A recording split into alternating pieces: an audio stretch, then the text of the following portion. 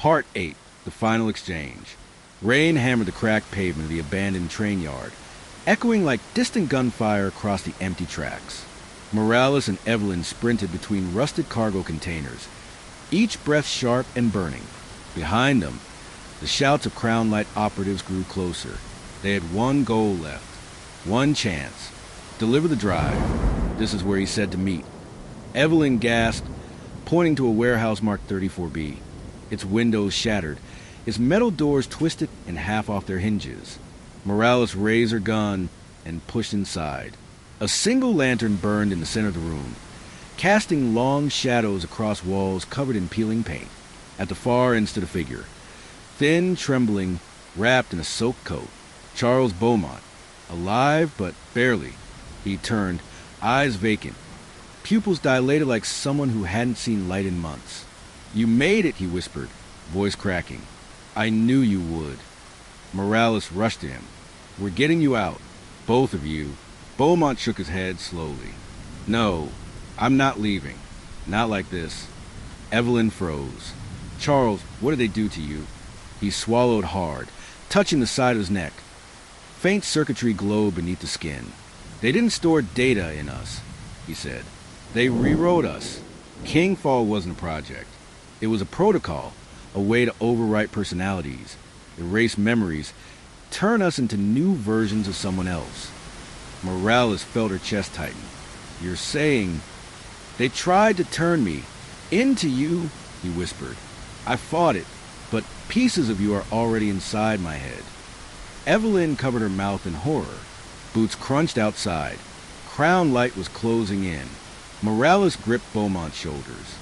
"Listen, you survived everything they did to you. Tell me how to stop them." His eyes flickered, a flash of clarity. "The drive Evelyn has, it's not just evidence," he said. "It's access. The kill switch. Their whole system runs on synchronized biometric keys. My key and yours." Morales stiffened. "What does that mean?" Beaumont looked down. "It means only two people in this world can shut Crown Light down forever, and both of them are standing in this room." A metallic click echoed behind them. Captain Reeves stepped into the doorway, flanked by armed units, each wearing the Crown Light insignia. Morales raised her gun, but Reeves shook his head. "You can't stop this," he said. "Kingfall is already active. The world doesn't need truth anymore. It needs control." Morales stepped forward. "Then why replace me?" Reeves smirked. "Because you are the perfect vessel. Strong, smart, predictable. You follow clues even when you shouldn't. We needed people like you. Obedient enough to chase answers, but blind enough to miss the bigger picture." Beaumont suddenly coughed, collapsing to his knees. Reeves raised his weapon. "Step away from the carrier." Morales' breath caught. Carrier, not Charles, not a victim, an asset. She looked down at Beaumont, shaking, barely breathing. "You can still help us," Reeves said softly. "Give me the drive." Evelyn clutched it tighter. Morales stared at the drive, then at Beaumont, then at Reeves, and she made her decision. With one motion, she grabbed Beaumont's trembling hand, pressed the drive against her wrist, and whispered, "Let's end this." A blinding pulse exploded from the device. Reeves shouted. Guards collapsed. Screens flickered. Lights cracked and burst in showers of sparks. Kingfall was collapsing. The world's largest hidden data network was crashing in real time.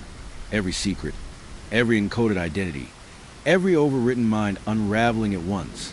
As Crown Light operatives screamed and clutched their heads, Morales knelt beside Beaumont, whose breathing faded like a dying radio signal. He looked at her with weary eyes. "Thank you for giving me back my name."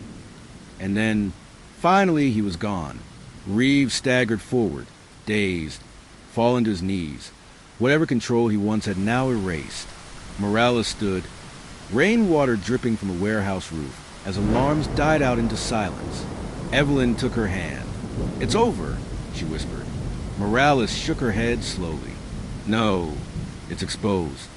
Red and blue lights appeared in the distance, not Crown Light, but federal teams responding to a nationwide digital collapse Morales had just triggered. She turned to Evelyn. You said the world needed to know. Now it will. Evelyn nodded, tears in her eyes. What now? Morales holstered her gun, stepping out into the rain as dawn broke faintly over the horizon. Now, she said, we tell the story.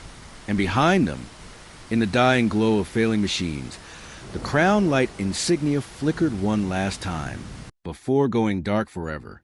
Subscribe to the channel for other chilling true crime content.